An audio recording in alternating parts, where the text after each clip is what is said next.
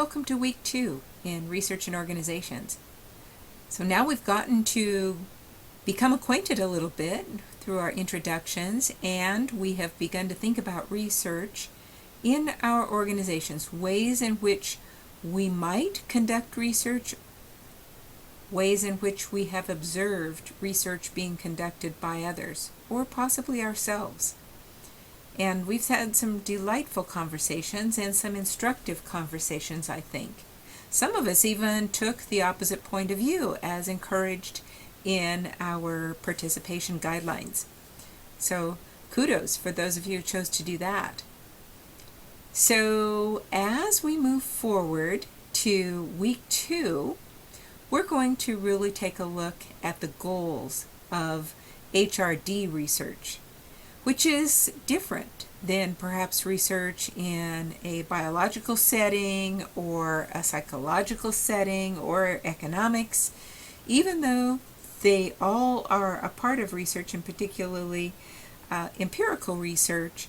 We in HRD, when we're in our businesses and agencies and other organizations, are very much using applied research. Certainly there are times when we're going to be conducting empirical research, basic research, that simply the point of the research is to put more knowledge into the literature, to contribute to the literature, in other words. But we typically have specific problems in our own settings, needs, or a situation that needs to be resolved. And we're conducting research in order to gain evidence to make a decision and do one thing or another. And we want the weight of that evidence to guide our decision making. So let's take a look then at our framework in goal number 2 and talk about what that's going to look like. So we'll slide on up and take a look first. Week 2, the goals of HRD research. And we have 2 objectives for this particular week: to explain how HRD contributes to the value chain of focus, learning, applications, and evidence, and to describe how the 3 HRD research legs, and oftentimes it's referred to as a 3-legged stool, how the 3 research legs contribute individually and collectively to the HRD enterprise. So let's then look at how that occurs. Looking at the value chain, the way that HRD as a discipline looks at the 4 components in an iterative sequence. We start out with focus through evidence-based data. The objective then is to learn or to provide opportunities for improving learning systems. Third, to apply. Organizations want to use what's learned through research about systems, and then test how the information is actually applied in the real world. And there are many ways and means and reasons for doing this. So applying is a huge part, as we were talking about just a minute ago. Prove is the 4th, and I actually prefer, even though Swanson and Holton talk in terms of prove, I would suggest prove is too strong. Typically we can't get so far as to prove, meaning that there is incontrovertible evidence. I would suggest we're looking for the weight of the evidence, and so I would replace, as a matter of fact, I oftentimes tell students, and I will tell you, to just remove the P word from your vocabulary and replace it with E, evidence. What we're looking for if we're looking for a P word, is a preponderance of evidence. That's a strong weight of evidence that will help us in our decision making. But prove takes us way too far. We want to determine the impact of the initiatives that we undertake in order to understand ROI, or even IOI, impact on investment.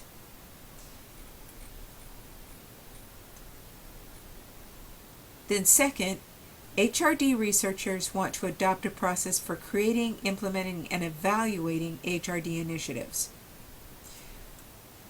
We do this through analysis, design, development, implementation, and evaluation.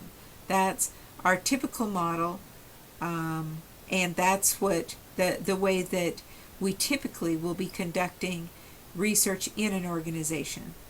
There are lots of different models from which to choose, but these are the basics for that underlie most of those models. For this particular week, week 2, we have a number of different readings, chapters 2 and 3 in Human Research Development Research Handbook, and then there is a reading that Swanson, that's an article that Swanson wrote, Human Resource Development, Performance is the Key, and that's provided in your readings listing. Then in our Swanson and Holton, chapter 13, we want to take a look at that.